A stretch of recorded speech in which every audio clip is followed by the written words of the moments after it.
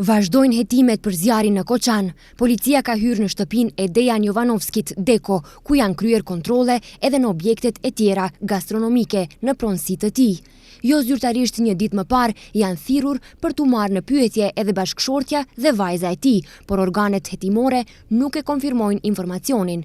Kontroll është kryer edhe në Inspektoratin Shtetëror të Tregut në Koçan. Kontrolle janë kryer në shtëpinë e DJ, automjetin e tij, Insignia dhe 2 objekte gastronomike, si dhe në Inspektoratin Shtetëror të Tregut Dega në Koçan. Në shtëpinë e DJ janë gjetur dhe konfiskuar kompjuter, laptop, disa pajisje celulare, dokumentacion dhe gjësende të tjera.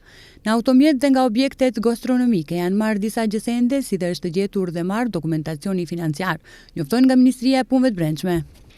Nga zyra e Inspektoratit të Tregut në Koçan, policia ka sekuestruar një kompjuter, një laptop dhe një tablet, si dhe dokumentacionin lidhur me personat juridik të lidhur me Jovanovskin.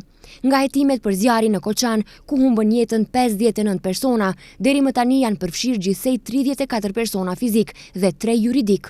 Ekipi i prokurorisë që punon për këtë rast është zgjeruar në 11 hetues, të cilët marrin në pyetje mbi 300 dëshmitar, ndërsa një ditë më parë, kryeministri Hristijan Mickoski tha se pret zgjerimin e hetimeve dhe theksoi se kushdo që ka lidhje me këtë rast do të mbajë përgjegjësi.